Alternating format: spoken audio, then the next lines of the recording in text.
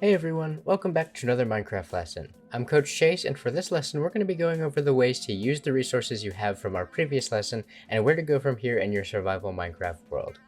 These items are very basic, however it sets you up to explore new areas and work on setting up shelter in your world.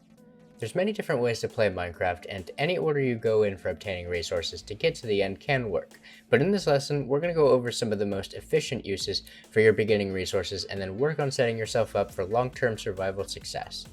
For today's in-game warm-up, explore a brand new world in creative mode by creating a new world in the main menu. Explore biomes and caves in the world for 15 minutes to familiarize yourself with the terrain. See if you find any ores in caves and do this for around 15 minutes. You can also try to identify the ores and mobs that you find and see if you can recognize any of them. For our stretch today, we're going to tune into our partner from MedStar, our favorite physical therapist Jana, and follow along with the exercise she leads us in. Hi, it's Jana Labari here. I'm a physical therapist with MedStar Health. In this video, I want to show you a series of tendon gliding exercises for the hand that can help improve circulation to the tendons and help to keep them mobile. These exercises can help reduce the risk of overuse injuries such as carpal tunnel syndrome. Do them one after the other and then repeat the whole series 2 to 3 times. First is the hook fist. Starting with a straight hand, keep your wrist neutral and bend just the tips of the fingers to touch the palm. Hold for 3 to 5 seconds and then return to the straight hand position.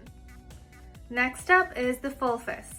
Starting with the straight hand position, squeeze your hand into a full fist until you can't see your fingernails anymore. Hold for 3 to 5 seconds and then return to the straight hand position. Next up is the tabletop. Starting with a straight hand, bend only at the knuckles into a tabletop position.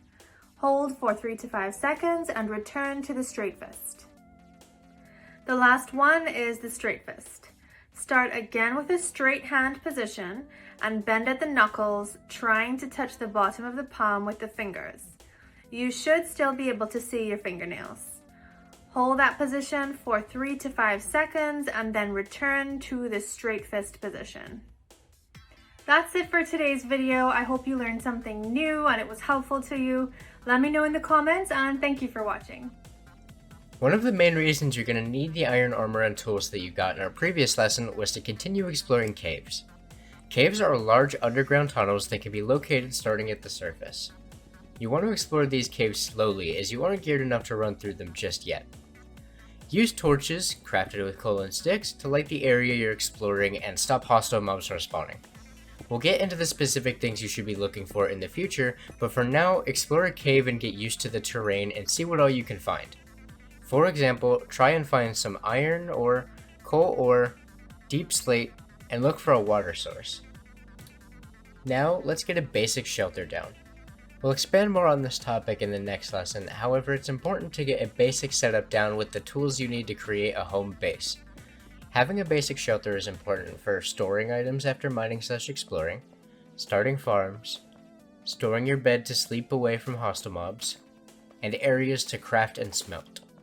After you finish caving, go back up to the surface and get extra wood to build a basic shelter, or you can use cobblestone that you got from mining if you have a lot. I suggest starting with a 16 by 16 block area, but if you don't have the resources or time to do that yet, you can make a small underground base to put chests, a bed, and furnaces in until you're ready for a bigger setup. This will be used as a basic shelter to come back to when you need to store items and continue mining or exploring.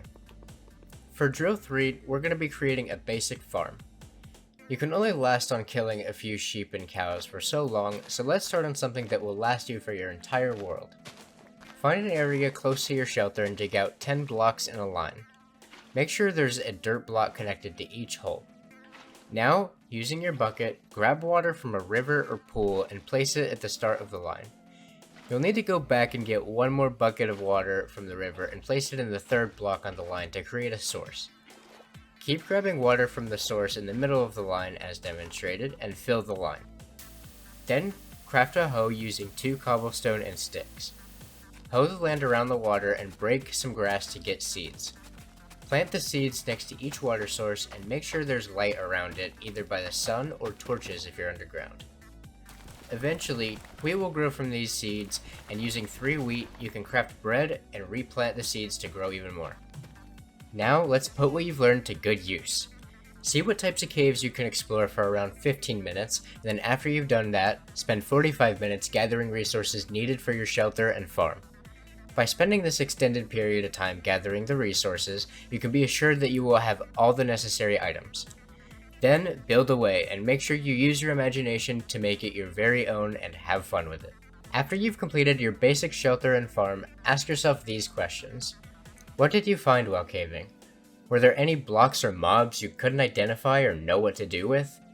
Did you find anything you weren't expecting to find this early? Do you like your current shelter enough to expand on it, or do you want to rebuild something bigger when you have more resources?